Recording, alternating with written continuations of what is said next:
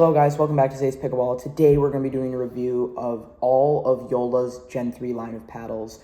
So starting with the original 3, moving our way up to the Pro 4, and then also the 3S. This is all their Gen 3 paddles that they've made. Technically I am missing one, I will be honest with you, which is the Mod TA15. But it was exactly the same performance as a 3S, so this basically does that for it. It's basically holding its place. So let's get into this review. Let's do it.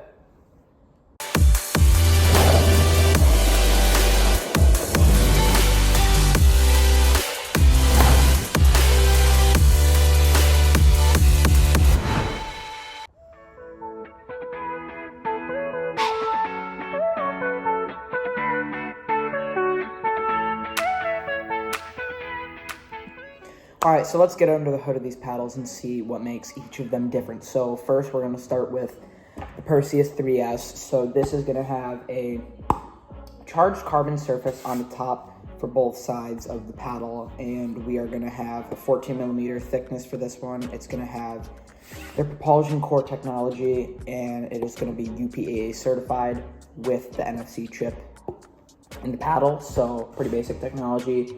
Very similar to the first one, which was the original 3. Let's get into that one now. So the original 3 is going to have propulsion core, and it's also going to be certified by USA Pickleball. Not certified anymore, now it's banned. And it's going to have that basic Gen 3 technology where it's going to have the kind of UVA foam technology around the sides to deliver that propulsion core technology. And it's really going to get you a lot of dwell time on shots and overheads and dinks. So yeah, that's the original Gen 3. And then for the Pro 4, we're going to have all the same construction with UVA foam, with all the same construction, 60 millimeter Scorpius. Now the only difference is this is going to have TFP technology, TechFlex Power, which is going to increase stability, increase control, increase the power, they say. I didn't find an increase of power, but yeah, this TFP says that it does increase that. This is the dual certified version of this model. So yeah, those are some of the spec differences, just to get a general idea of that. I went ahead and put a line comparison chart on screen that includes weight, sweet spot size, and spin potential relative to percentages. You can pause to see. Okay, now let's compare some specs and specifically the weight of each paddle. So the YOLA original 3 is going to come in at a stock weight of 8 ounces. Obviously, I prefer to tailor that more up to 8.4 or to 8.5 ounces because that suits my needs better. Same with the 3S, it's going to come in at a stock weight of 8 ounces, even for the Perseus, even though technically it's like a longer, heavier shape, kind of, head heavy, to be more specific.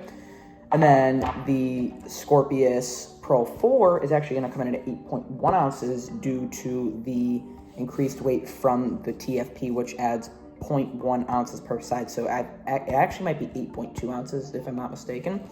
So that's going to be the weight for each of those paddles. In terms of handle thickness, the only difference you're going to find is between the 14 and 16 millimeter paddles. So really, obviously, it's going to be a little bit thicker and a little bit wider. If you prefer that, that would be in the 16 millimeter. If you prefer a thinner handle, that's going to be in the 14 millimeter. I don't prefer the thinnest handle. I prefer more of the 16 millimeter handle, but I'm able to tailor it to my needs as close as I can with the 14 by putting an overgrip on, which usually does it for me. Without an overgrip, it is a little thin, I will say, but I think with an overgrip, it should do for you. So yeah, same thing with the original 3. It's probably, yeah, it's very similar. In fact, it's the exact same grip size as the Pro 4. So no difference there.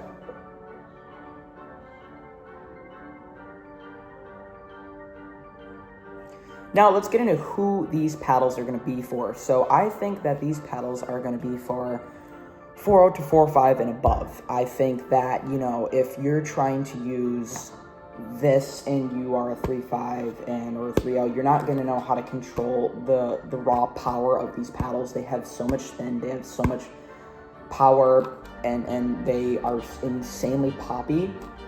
I think that if you don't know how to control that, you are not going to be able to use these very well, and you're not going to be able to control them very well. So these are definitely made for more of an advanced player.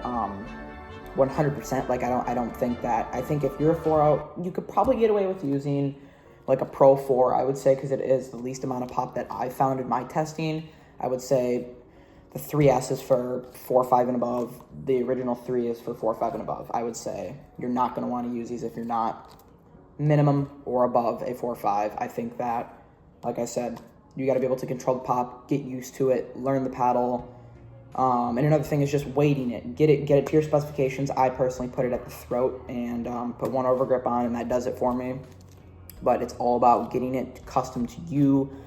So yeah, that's gonna be the specs for that and who those paddles are gonna be for. So which paddle is going to be your best match? The original Gen 3 for $199 is a power beast for casual or rec play, but it is banned in USAP sanctioned tournaments, and it's less forgiving than the 3S for $279. It shines for PPA players needing consistency, and the Pro IV for also $279 is the ultimate dual certified, forgiving, and versatile. Tell me your pick in the comments. Grab links below. Hit like and subscribe. See you on the court. Thanks for watching.